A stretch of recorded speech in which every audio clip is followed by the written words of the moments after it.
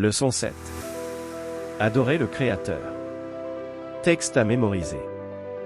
Tu es digne, notre Seigneur et notre Dieu, de recevoir la gloire et l'honneur et la puissance, car tu as créé toutes choses, et c'est par ta volonté qu'elles existent et qu'elles ont été créées. Apocalypse 4 verset 11.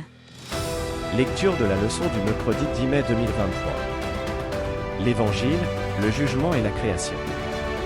Regardez le message du premier ange. L'Évangile éternel. L'heure du jugement. Adorer le Créateur. Voyez comment ces idées sont étroitement liées. Lorsque nous nous trouvons devant notre Créateur au moment du jugement, seul l'Évangile nous donne une quelconque espérance.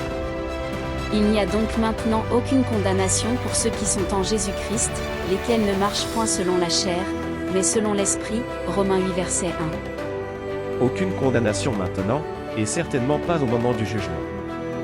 Le message de Dieu en tant que Créateur est si central à la vérité présente, surtout lorsque l'évolution, même lorsqu'elle est habillée en vêtements chrétiens, menace de détruire tout le fondement de la foi chrétienne. Toutefois, au milieu de l'assaut de la pensée évolutionniste, Dieu a suscité une Église, un peuple dont le nom même est un témoignage contre l'idée évolutionniste, un peuple qui doit proclamer la vérité fondamentale de Dieu comme notre Créateur et Rédempteur. Lisez Éphésiens 3 verset 9, Colossiens 1 verset 13 à 17, Apocalypse 4 verset 11 et Romains 5 verset 17 à 19. Éphésiens 3 verset 9. Et de mettre en lumière quelle est la dispensation du mystère caché de tout temps en Dieu qui a créé toutes choses. Colossiens 1 verset 13 à 17. Qui nous a délivrés de la puissance des ténèbres et nous a transportés dans le royaume du Fils de son amour, en qui nous avons la rédemption, la rémission des péchés. Il est l'image du Dieu invisible, le premier-né de toute la création. Car en lui ont été créées toutes les choses qui sont dans les cieux et sur la terre, les visibles et les invisibles, trône, dignité, domination, autorité. Tout a été créé par lui et pour lui. Il est avant toute chose, et toute chose subsiste en lui. Apocalypse 4 verset 11.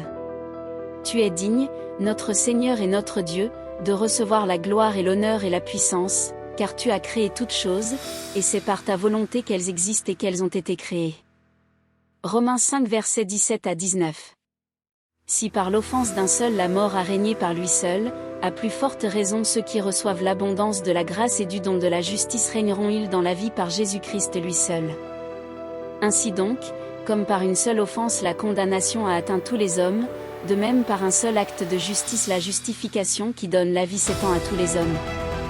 Car, comme par la désobéissance d'un seul homme beaucoup ont été rendus pécheurs, de même par l'obéissance d'un seul beaucoup seront rendus justes. Qu'est-ce que ces textes enseignent sur Jésus en tant que Créateur et Rédempteur? Regardez à quel point Jésus en tant que Créateur est étroitement lié à Jésus en tant que Rédempteur. Dès que son rôle de Créateur est diminué, comme le fait inévitablement l'évolution, son rôle de Rédempteur est également remis en cause. Jésus vient nous racheter du péché, de la mort, de la souffrance et de la violence, alors que le péché, la mort, la souffrance sont, comme l'enseigne l'évolution, les moyens même de la création.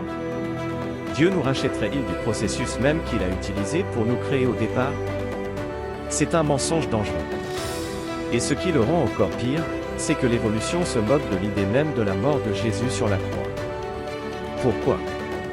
Paul, voir Romains 5, 17-19, établit un lien indissociable entre l'introduction du péché, par Adam, et la mort de Jésus. Il y a donc un lien direct entre Adam et Jésus.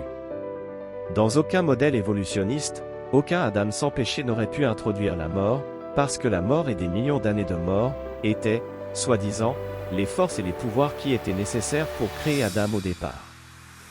Ainsi, dès le départ, l'évolution détruit le fondement biblique de la croix. En revanche, les adventistes du 7e jour, en appelant le monde à adorer le Créateur, sont un témoignage vivant contre cette erreur.